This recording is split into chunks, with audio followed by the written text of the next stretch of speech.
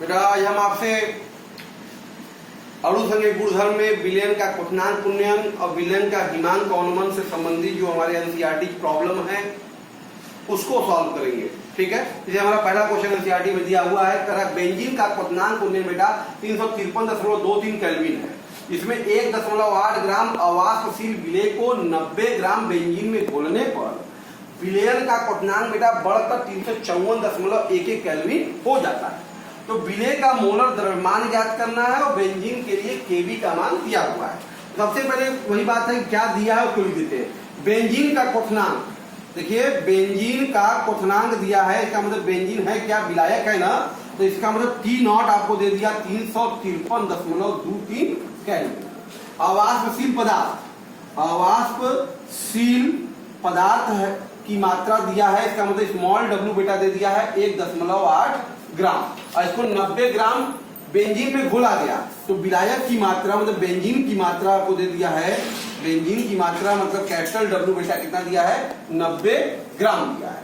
ऐसा घोलने पे बेटा विलयन का जो क्वथनांक है TS जो है वो कितना हो गया 354.11 केल्विन हो गया।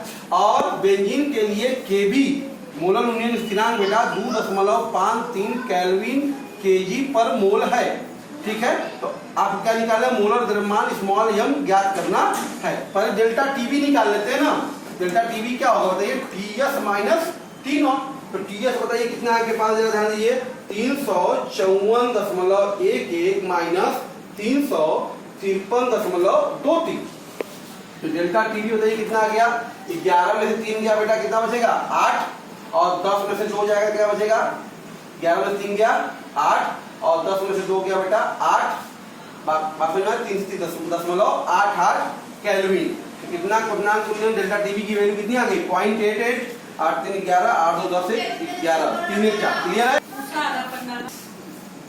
ठीक है।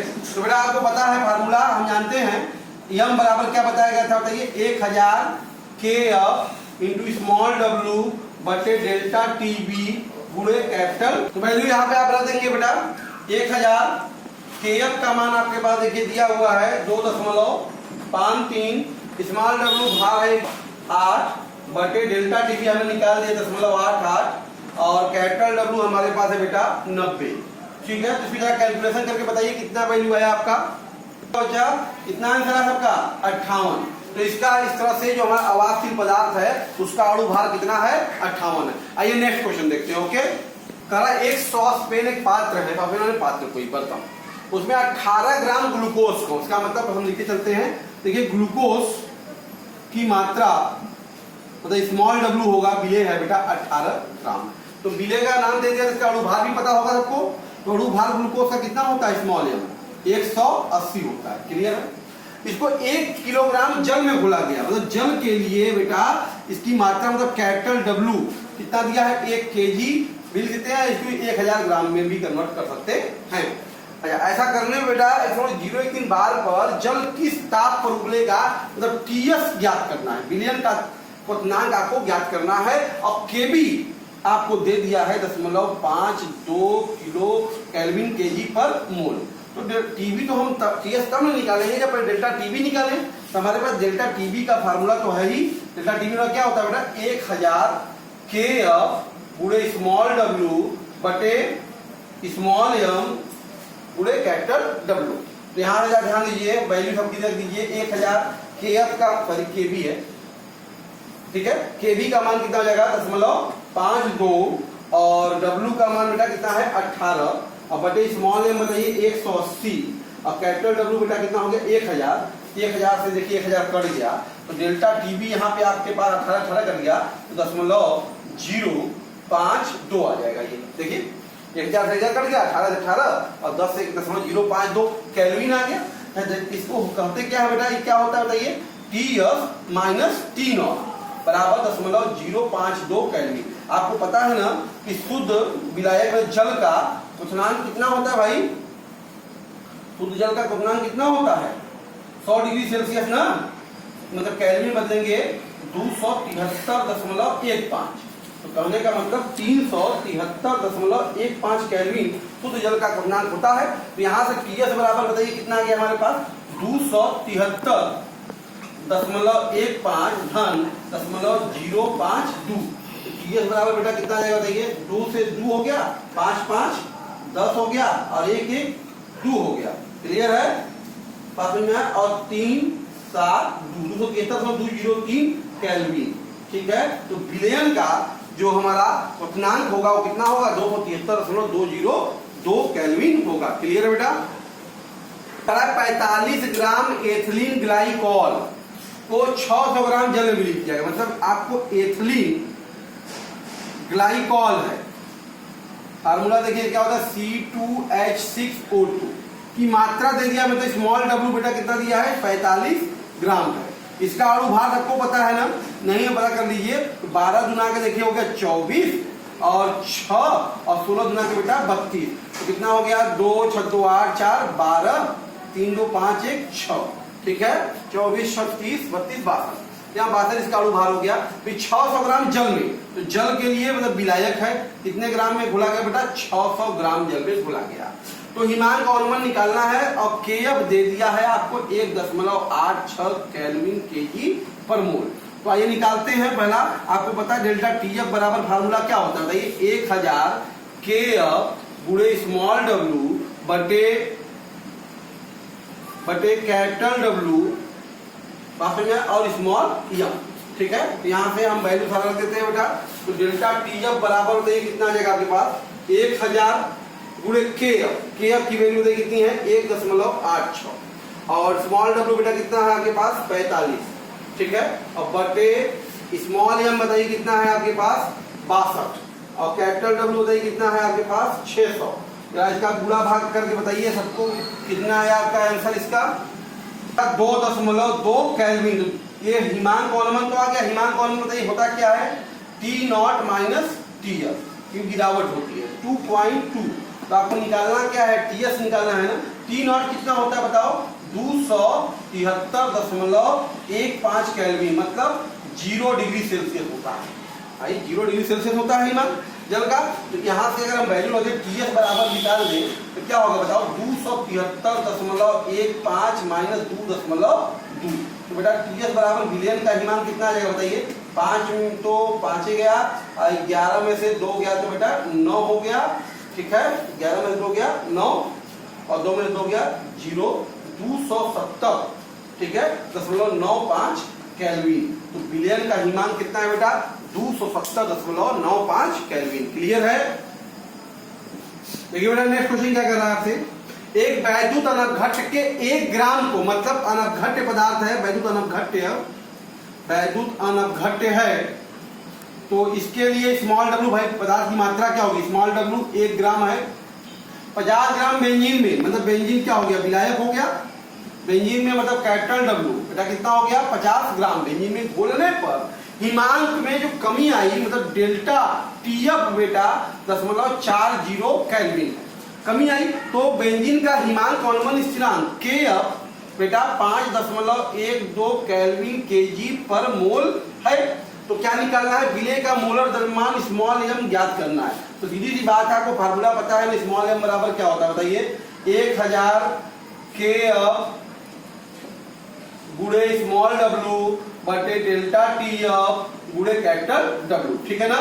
तो वैल्यू रख देते हैं बेटा, 1000 केएफ का मान बताइए कितना है, 5.12, स्मॉल डब्ल्यू बच्चा कितना है 1 बटे डेल्टा टीएफ बताइए कितना है 0.40 और कैपिटल डब्ल्यू कितना है 50।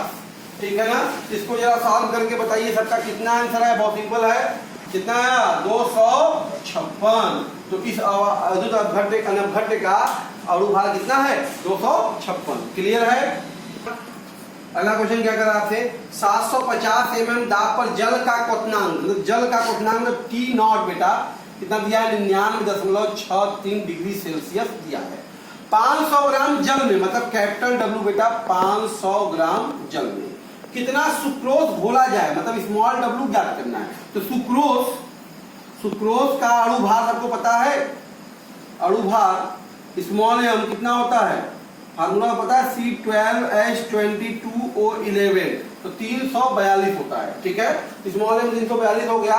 तो इससे बिलियन का क्वथनांक बेटा कितना दिया है, TS कितना दिया हुआ है आपको देखिए 100 डिग्री सेल्सियस दिया हुआ है, ठीक है। और केबी का मान कितना हो गया बेटा, दिया है 0.52 केल्विन केजी पर मोल। तो पहला काम तो हमें करना चाहिए कि डेल्टा टीबी निकालना चाहिए। तो डेल्टा टीबी बराबर क्या होगा बताइए, टीएस माइनस टी नॉट। कितना है ये 100 माइनस 99.63। तो बेटा कितना 10 में से 3 गया 7, 9 में से 6 गया 9 में से 6 गया 3, 0.37, ठीक है, डिग्री सेल्सियस कह सकते हैं या इसी को केल्विन भी कह सकते हैं डेल्टा में, 0.37 केल्विन। तो हमको डेल्टा टीबी मिल गया। आपको निकालना क्या है, स्मॉल डब्ल्यू, फार्मूला आपको पता है ना, डेल्टा टीबी बराबर क्या होता है 1000 के गुणे स्मॉल डब्ल्यू बटे स्मॉल एम गुणे कैपिटल डब्ल्यू। स्मॉल डब्ल्यू बराबर क्या हो जाएगा बताइए, डेल्टा टीबी गुणे स्मॉल एम गुणे कैपिटल डब्ल्यू बटे 1000 गुणे के एम। तो मान रख देते हैं बेटा, डेल्टा टीबी कितना आ गया 0.37, स्मॉल एम 342, कैपिटल डब्ल्यू कितना आता है 500 बटे 1000 और के एफ का मान 0.52। जरा कैलकुलेशन करके देखिए कितना आंसर आया सबका, 121.67 ग्राम। क्लियर है बेटा, ध्यान दीजिए बेटा। क्या करा है आपको, एस्कॉर्बिक अम्ल है, एस्कॉर्बिक अम्ल मतलब विटामिन सी। पहले इसका अणु भार हम लोग निकाल लेते हैं।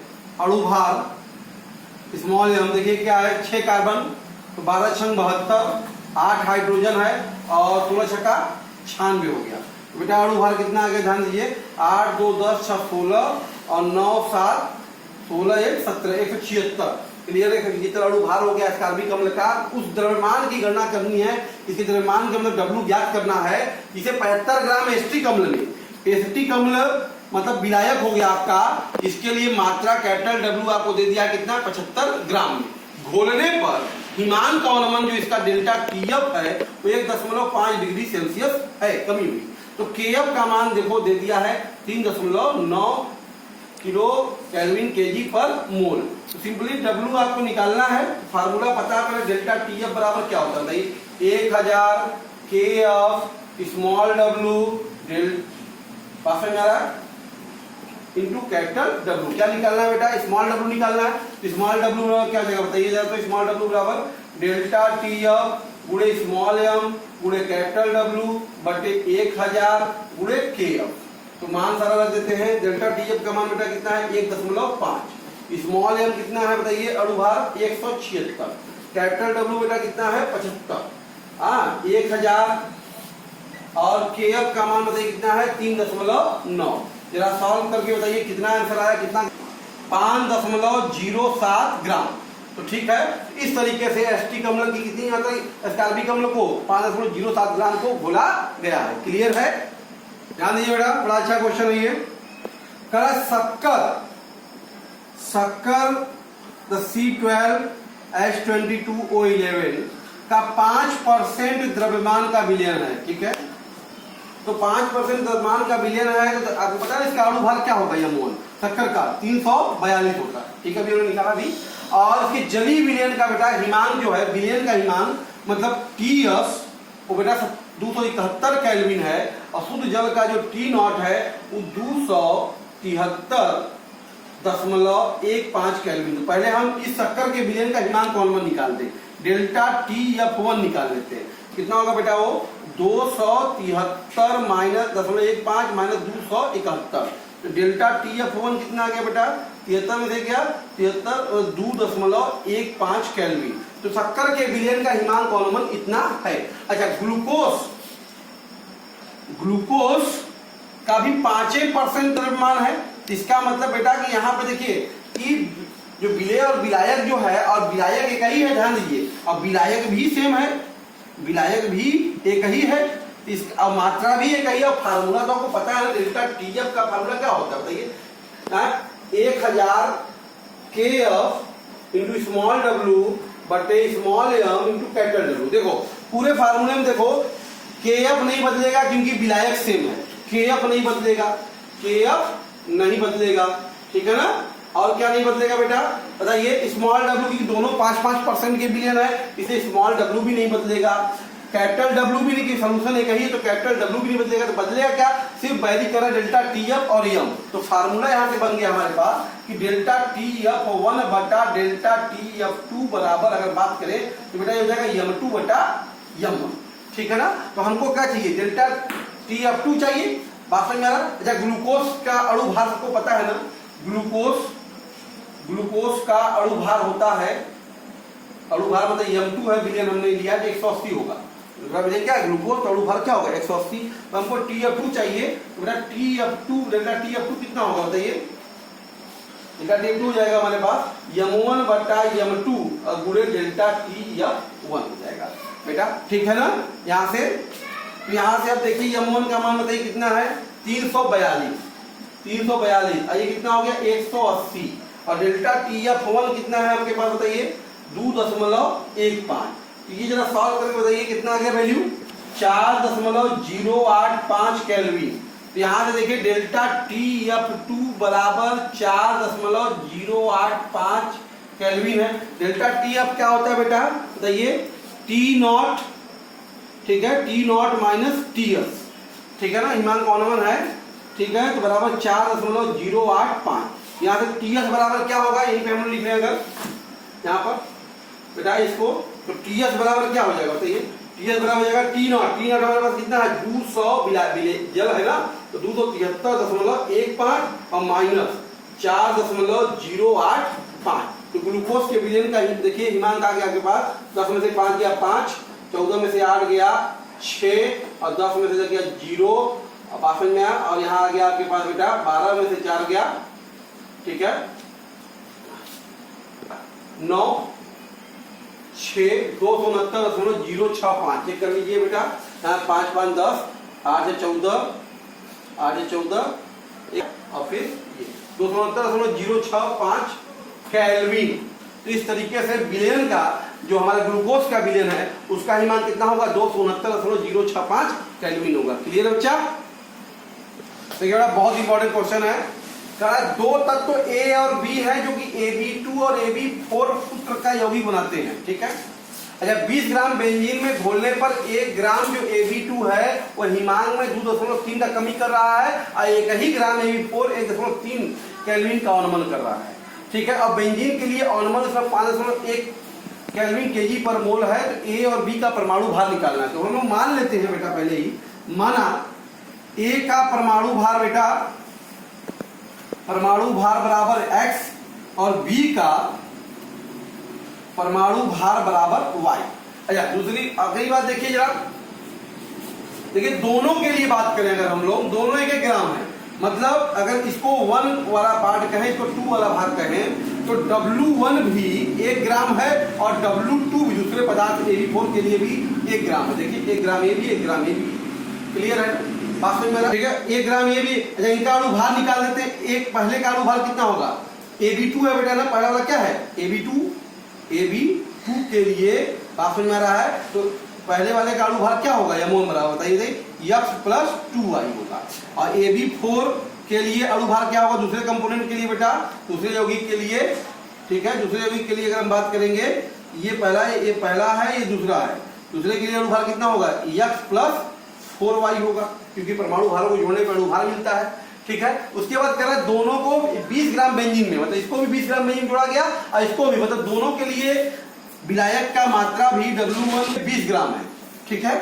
दोनों ही बेंजीन में घोले गए हैं इसलिए दोनों के लिए मोलर अनुमान स्थिरांक Kb जो है हमारा, ठीक है, हिमांक सॉरी KF, दोनों के लिए KF भी क्या होगा सेम होगा। कितना दिया है बेटा 5.3 केल्विन केजी पर मोल है। अच्छा पहले AB2 के लिए हिमांक का अनुमान देखो कितना हिमांक की कमी हुई, पहला पार्ट हो गया कितना हिमांक कम कर रहा है AB2 बेटा 2.3 केल्विन, तो 2.3 केल्विन हो गया पहले के लिए। और दूसरे के लिए AB4 के लिए बात करें तो डेल्टा TF2 कहते हैं इसको, ये कितना कम कर रहा है बच्चा 1.3 केल्विन। अच्छा फार्मूला अगर बात करें तो आपको पता है ना फार्मूला डेल्टा TF बराबर क्या होता है बताइए 1000 KF गुणे स्मॉल w बटे कैपिटल W गुणे स्मॉल m। तो जो है डेल्टा टी, अब यहाँ से स्मॉल m1 बराबर अगर हम बात करें m बराबर, यहाँ हो जाएगा डेल्टा टी अप गुणे कैपिटल W, ये भी फार्मूला रह जाएगा। ठीक है, तो हम बात कर रहे हैं m1 के लिए, तो m1 बराबर क्या होगा, तो सारा m1 हो जाएगा। तो मान रख देते हैं बेटा 1000, के एफ का मान कितना रखेंगे बताइए, 5.3। स्मॉल w1 पहले के लिए w1 1 ग्राम ही है, और डेल्टा टी अपॉन क्या होगा, पहले के लिए टी अपॉन कितना है 2.3 है। W भी सेम होगा दोनों के लिए, वो कितना होगा बेटा 20 ग्राम है। जरा इसको सॉल्व करके बताइए कितना है ये वैल्यू आपका 110.869, m1 का मान 110.869 हो गया। इसी प्रकार से अगर m2 लिखा जाए तो सब कुछ सेम रहेगा 1000, ठीक है। के एफ भी वही रहेगा 5.3, स्मॉल w भी एक ही रहेगा, डेल्टा टी एफ 2 बदल जाएगा, देखिए डेल्टा टी एफ 2 कितना है 1.3 हो जाएगा, और w भी ये 20 रहेगा। इसको सॉल्व करके बताइए कितना है आपका, तो वैल्यू बेटा 196.153, m1 और f2 का मान निकल गया। अच्छा m1 बराबर है क्या बेटा, देखिए तो x प्लस 2y, ये हो गया 110.869। m2 क्या है बेटा x प्लस 4y, ये कितना है बेटा 196.153। चलिए घटा देते हैं दोनों में से, एक दूसरे को घटा देते हैं, तो 4y में से 2y जाएगा, क्या बचेगा 2y बचेगा। इसमें से इसको घटाना है, तो 13 में से 9 गया बेटा 4, 14 में से 6 गया 8, 10 में से 8 गया 2, और 5 तो 5 बचा 5, और बेटा ये ठीक है 9 में से गया 8, तो कितना हो गया 85.284। यहाँ से y की वैल्यू अगर देखी जाए तो बेटा कितनी आ गई चाहिए, तो 2 चौका 8, 2 दूनी देखिए 4, 2 छक्का 12, 2 चौका 8, 2 दूनी, तो इसका मतलब y जो है हमारा y हो गया ये b का परमाणु भार। ठीक है, अब अच्छा x का मान निकालना है, तो x बराबर क्या होगा, समीकरण 1 से देखो क्या होगा, 110.869 माइनस 2y, 2y कितना घटेगा बेटा यही ना 85.284 घटा दो, तो घटा दो 9 में से 4 गया 5, ठीक है 9 में से 4 गया 5, 16 में से 8 गया 8, ठीक है, और 7 में से 2 गया 5, और 10 में से 5 गया 5, और 10 में से 8 गया 2, तो 25.58। इसका मतलब आंसर आ गया आपके पास कि ए का जो है क्या आंसर आ गया बेटा, ए का परमाणु भार कितना आ गया, ए का परमाणु भार है आपके पास x मतलब 25.585, और बी का जो परमाणु भार है, बी का परमाणु भार है बेटा कितना है 42.642। तो ये हमारा आंसर है, यही परमाणु भार आपसे ए और बी का पूछ रहा था। ठीक है बेटा, तो इस तरीके से आज हम आपसे बात कर रहे थे विलयन के क्वथनांक उन्नयन और हिमान पौनमन पे एनसीईआरटी के बुक में दी हुई जो भी प्रॉब्लम थी उसको हमने यहाँ पे सॉल्व किया, और भी बुकों में क्वेश्चन उसको आप लगा सकते हैं, प्रैक्टिस कर सकते हैं बेटा। ठीक है, अगर आपको ये वीडियो अच्छा लगा तो इसको लाइक कीजिए, सब्सक्राइब कीजिए और शेयर भी कीजिए। Okay, thank you.